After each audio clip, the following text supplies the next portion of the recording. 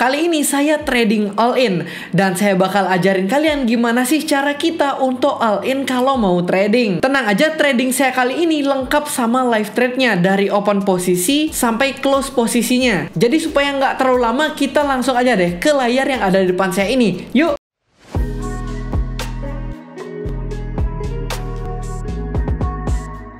Oke, jadi ini adalah materi yang saya siapin buat ngajarin kalian kalau pengen all in, cara yang benar itu kayak gini. Jangan sampai kalian salah deh kalau mau all in. Jadi di sini kita bisa next dulu ya teman-teman. Nah, teman-teman harus pelajari konsep diagram ini. Ini benar-benar kalian harus terapin. Nah, maksudnya itu gimana? Kita bisa lihat ke diagram yang di sebelah kiri ini. Diagram yang di sebelah kiri ini adalah diagram yang lebih sehat. Sehat itu maksudnya gimana? Kalau kita mau all in, kita harus pahami dulu konsep ketika 100% aset kita itu kita harus pisah dulu. 90%-nya low risk aset, 10%-nya high risk aset. Ini akan membuat kita lebih aman kalau kita mau all in. All in-nya kita di 10%-nya itu. Jangan sampai kita di 100%-nya. Itu maksudnya gimana? Kalau kita lihat diagram di sebelah kanan, diagram sebelah sini, ini kita sama sekali nggak punya low risk aset. Kita benar-benar secara 100% memasukkan aset kita semuanya dalam kondisi high risk. Ini sangat-sangat nggak direkomendasikan karena ini membuat kita tidak tenang dan membahayakan finansial kita sendiri. Jadi coba kita next lagi ya teman-teman. Kita pakai contoh modal 10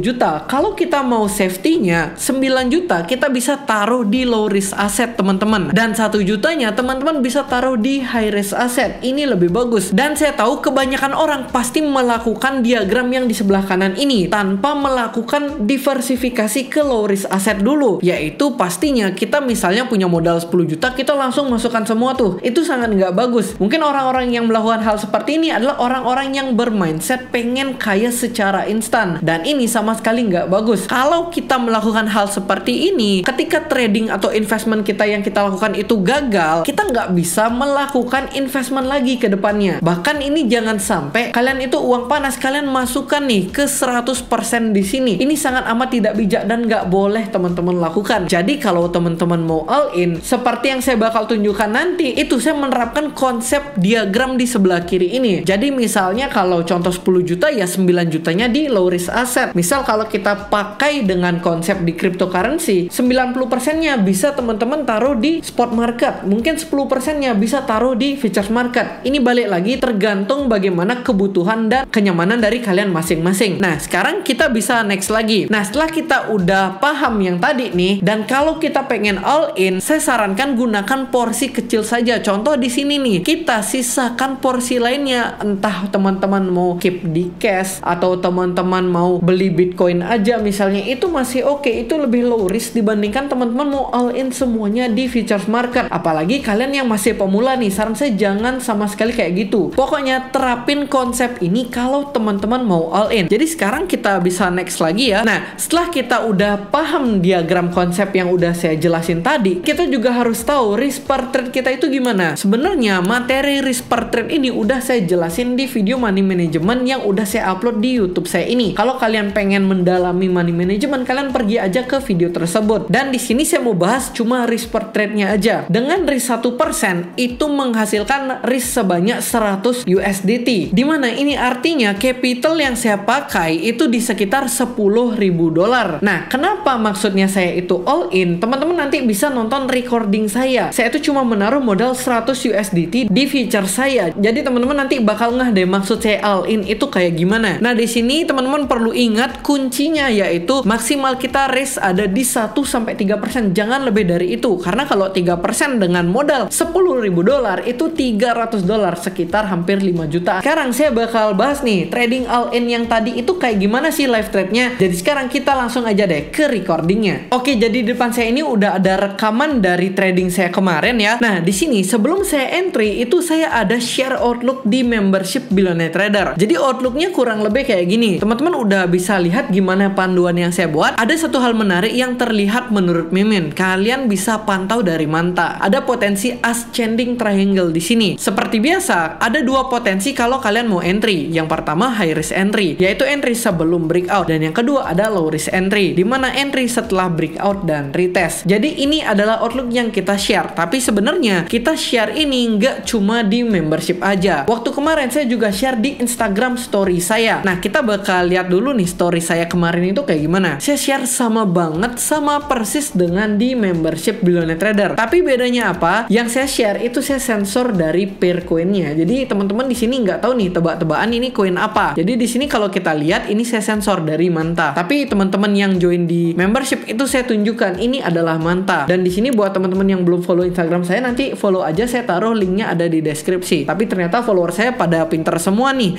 Nah, di sini udah pada nebak ini Manta gitu loh, hebat banget. Jadi saya salut buat teman-teman yang udah sering reply dari Instagram story saya. Nah, sekarang kita bakal lihat lagi ke recording yang tadi, dan sekarang saya bakal masukkan entry-nya. Nah, di sini ini adalah titik saya all in, teman-teman. All in-nya itu gimana? Teman-teman bisa lihat sendiri. Saldo saya yang available itu cuma 103 USD. Itu artinya apa? Kalau saya pengen raise 1% itu adalah 100 USDT, berarti dengan trading saya kali ini saya itu all in. Jadi kalau tradingan saya gagal, saya bakal dapat surat dari exchange-nya. Saya bakal di email liquidation call dan margin call. Tapi untungnya ya trading saya kali ini tuh berjalan dengan baik, teman-teman. Jadi di sini kita bisa lihat ya apa yang terjadi. Di sini teman-teman bisa lihat saya itu seperti biasa cari kalkulator trading ya. Di sini kita cari long position dengan leverage yang maksimal, dan di sini kita masukkan entry point kita berapa dan exit price saya itu ada di 2,7. Kuantitinya kita sesuaikan karena saya pengen ketika trading saya gagal ini, saya itu hanya minus sekitar 100 USDT. Karena risk 1% yang saya inginkan itu adalah 100 USDT. Dan di sini kita udah hampir nemu nih. Nah, ini kita nemu 600 Manta. Jadi ketika kita entry dengan posisi seperti ini dan trading kita gagal, itu akan minus 102 USDT. Jadi saldonya itu bakal habis ketika trading saya ini gagal. Dan menurut saya ini nggak masalah karena ini 1% dari keseluruhan yang saya miliki. Jadi saya santai aja. Dan di sini saya masukin 600 Manta, kita long position nih. Nah, ini antrian kita sedang mengantri, baru masuk 10% ya. Dan ini udah semuanya. Saya rasa ini udah semuanya nih ya.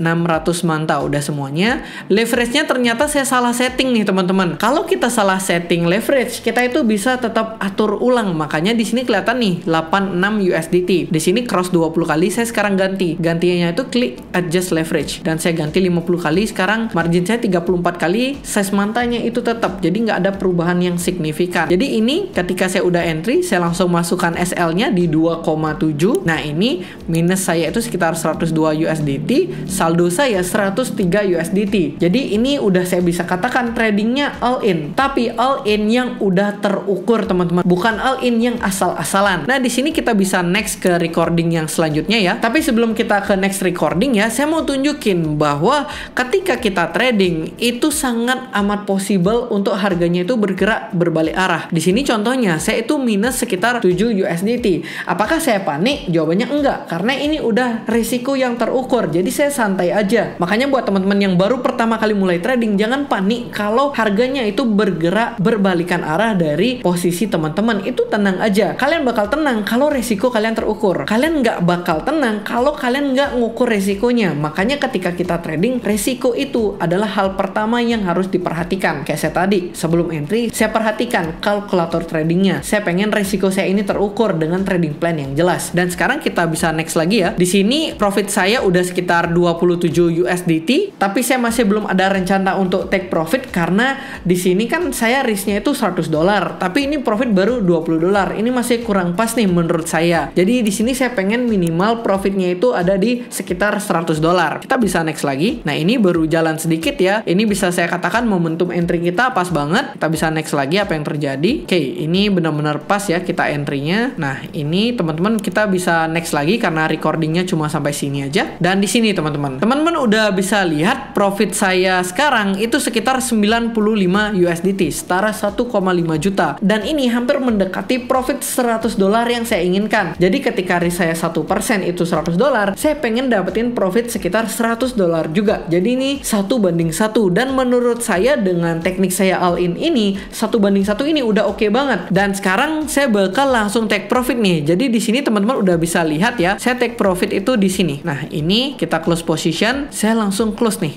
confirm. Nah, orderan kita udah berhasil. Jadi di sini kita udah bisa lihat order historinya ya. Profit saya itu sekitar 93 USDT dengan teknik all in yang saya lakukan. Ini udah lumayan banget. Jadi sekarang saya bakal bahas sedikit nih mengenai analisanya itu gimana. Tadi kan kita udah lihat dari recordingnya aja nih. Di sini saya pengen jelasin buat teman-teman yang pemula, analisanya itu gimana sih biar teman-teman bisa ngikutin cara trading saya supaya kalian bisa menjadi seorang trader yang mandiri. Oke, jadi di depan saya ini udah ada chart dari Manta ya yang kemarin saya share. Nah, di sini saya bakal jelasin singkat aja supaya videonya ini nggak terlalu panjang. Di sini ada sebuah pola yang namanya ascending triangle. Ini adalah chart pattern. Kalau kalian nggak hafal chart pattern, kalian bisa pergi ke Instagram saya. Bakal saya tunjukin dulu. Nah, ini adalah Instagram saya teman-teman. Di sini teman-teman bisa cari ke postingan yang paling atas. Nah, di sini ascending triangle itu bentuknya kayak gini. Bakal saya cariin dulu. Nah, untuk ascending triangle itu biasanya kayak gini. Jadi ada potensi harga bisa bergerak naik. Dan sekarang kita bisa balik lagi ya. Di sini selain dari ascending triangle yang saya lihat, saya itu melihat dari validasi trendline-nya. Di sini trendline teman-teman udah bisa lihat dia mantul sebanyak 1 kali, 2 kali, dan di sini ada potensi dia memantul ketiga kalinya. Dan memang untuk di area trendline pertama, pantulan yang pertama ini dia nggak begitu perfect, tapi yang kedua ini dia pas banget ya teman-teman. Jadi di sini dia udah memantul sebanyak 2 kali. Jadi masih ada potensi pemantulan yang terjadi di sini. Teman-teman, saya itu juga entry menggunakan time frame 1 jam ya, walaupun awalnya itu saya melihat pattern ini di time frame 4 jam, tapi setelah saya melihat di time frame 4 jam, saya turun ke time frame 1 jam untuk melihat entry point yang pas banget di sini. Nah, di sini kita juga bisa lihat saya itu entry di sekitar 2,8 dan saya itu menunggu entry position ketika ada sebuah candlestick confirmation. Di sini kita udah bisa lihat bahwa terdapat doji, dan setelah doji ini muncul ada sebuah candlestick hijau yang mengindikasikan bahwa harga itu ada potensi untuk bergerak naik. Jadi saya waktu itu entry di sekitar area sini dan saya itu menaruh titik SL itu di angka 2,7